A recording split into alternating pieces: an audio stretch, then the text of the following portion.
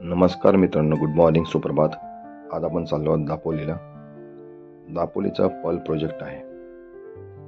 ते आपण पर्ल हातात घालतो. ते पर्ल प्रोजेक्ट चिंबल्यातनं कसं उत्पन्न करतात, बस त्याचं उत्पन्न किती आहे, काय टाइम टेबल, वेळ किती लागते, जागा किती लागते, ते आपण बघायला चाललो. कोकणातला नजारा तुम्ही एन्जॉय करा, व्हिडिओ एन्जॉय करा. त्याच्यात काय क्वेरी असतील आम्हाला सांगा. आपण भेटू पुढच्या व्हिडिओमध्ये डिटेल्स आहेत. धन्यवाद.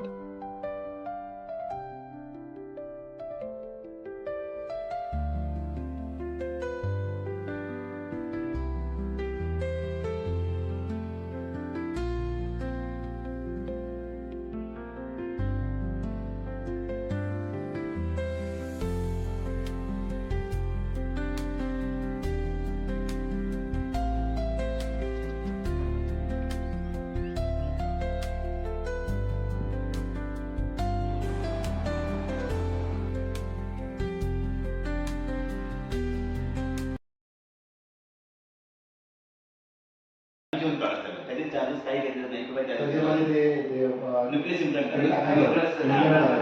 ऍक्च्युली कसा मोती कसा बनतो. म्हणजे काय ते ऑनलाईन एक न्यूक्लियस असतो, एक असं छोटं तुम्हाला एक सांगेन. मग त्याच्यावर आमच्या याच्यावरती बघा ॲप्सवरती आहेत सगळे आहेत वगैरे. न्यूक्लियस म्हणजे काय असतं माहिती आहे की शिंपलीचे 3 बॉडी पार्ट आहे. मेंटल कॅव्हिटी, मेंटल टिश्यू आणि गोनाड, हे 3 पार्ट आहे.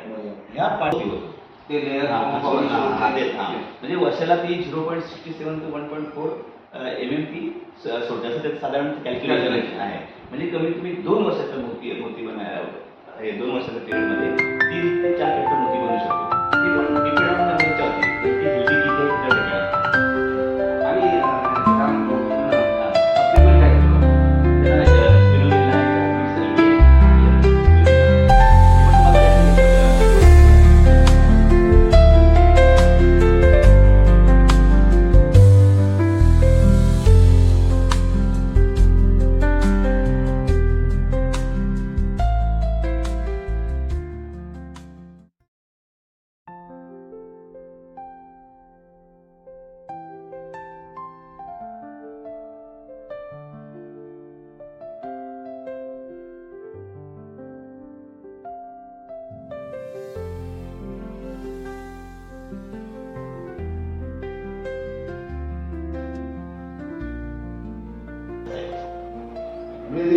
एक जो सिंपली असो आपण चांगल्या क्वालिटीचा नाही, कितीला पडतो आपल्याला सिंगल? सिम्पली कशी याच्यावर येते, कशी अवेलेबल म्हणजे 20 रुपयापासून 40 रुपयापर्यंत भेटते एक शिंपली पडते. कारण ते आणण्यापर्यंत 40 रुपये जातात. कसं असं म्हणजे माझं काढताना कसं माहिती आहे, ज्यावेळी 100 शिंपल्या काढतील त्यावेळी माझं 10 भेटते. म्हणजे क्रॉस बीट किंवा माझं 10 शिंपल्या भेटते. म्हणजे त्यावेळी म्हणून तू महाग जातो. आणि तुम्ही तुम्ही लावलात तर कसं असं आम्ही पहिले तुम्हाला काय सांगतो की तुम्ही तुमच्या लेवल तुमच्या जवळच्या नंतरून बघा भेटतात की आजूबाजूला, आणि तुम्हाला नाही भेटला तर मग आम्ही तुम्हाला करू. मित्रांनो, हे ओनर आहेत.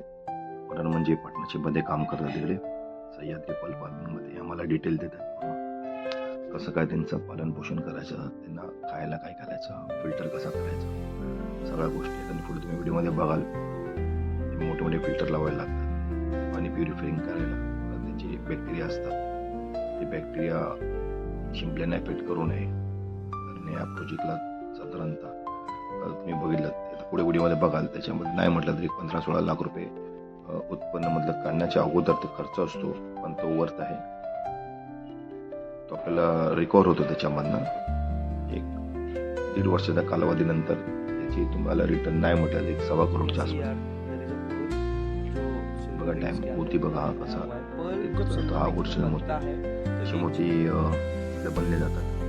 मी आता सर्वे करतो या प्लॉटचा. तुम्ही आता ते प्लॉटिंग केल्या छोट्या छोट्या तुकड्यांमध्ये दिसते ना, ते 8x30 त्याच्यामध्ये पाणी सोडून ते पाणी प्युरिफाय केलं जातं. त्याच्यानंतर त्याच्यात ते मोती सोडले जातात. छोटे छोटे फिल्टर आहेत, त्यात स्पेरुलिना आहेत. आणि अगोदर 100-50 मोती काढण्यासाठी अगोदर त्यांचं ऑपरेशन केल्यानंतर अशा टाकीमध्ये त्यांना सर्वाइव्ह करणारे ठेवले जाते. त्यांना अँटीबॅक्टेरियल गोळ्या दिल्या जातात. प्युरिफाय करून परत त्यांना त्यांचं रोगराई दुसऱ्या शिपण्यांना होऊ नये त्याची पूर्णपणे काळजी घेतात. बघत असाल किती मोठं हे टँक आहे. या टँकाचं पाणी ठेवलं जाते. पाणी पहिला प्युरिफाय केलं जाते. आता पुढचं टँकमध्ये तुम्ही बघत असाल ते ऑलरेडी हा फिल्टर आहे मोठा.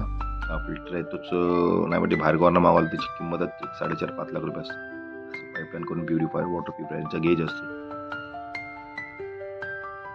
आता बघाल तुम्ही पुढे शिंपल्या दाखवा मी असे 50-100च्या ह्याच्यामध्ये त्यांना अँटीबॅक्टेरियल ऑपरेशन केल्यानंतर ऑपरेशनमध्ये काय एक रॉड असतो थोडासा टाकला जातो मध्ये, जेणेकरून शिंपल्या आपल्यावरती एक लिक्विड असतो. आणि लिक्विड तो असतो तो मोती बनतो. आपल्याला एवढ्या वर्ष माहीत नाही, आपण फक्त मोती करतो. मोती कसा बनतो, शिंपली कशी मोती बनवते, तो स्वतःच्या प्रोटेक्शनसाठी एक लिक्विड सोडतो. ते प्रोटेक्शन ते लेअर तयार करताना लागू नये म्हणून तो स्मूथ असतो आणि तो मोती बनतो.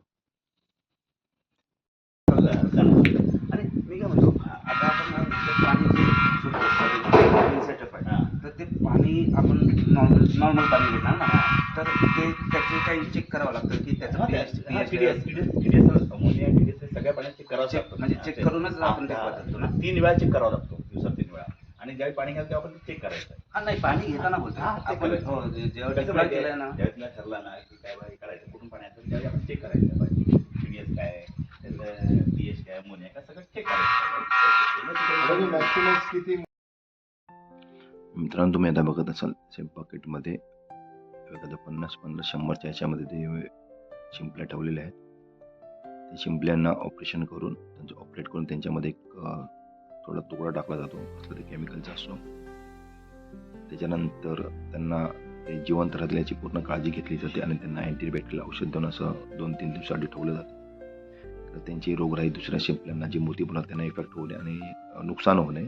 कारण बराच खर्च असतो, मेहनत असते त्याच्यामध्ये. प्रत्येक मिनिटाला प्रत्येक तासाला ते टेम्परेचर चेक केलं जाते, पाण्याचं प्युरिफाईंग चेक केली जाते. असा आहे हा पल्प प्रोजेक्ट.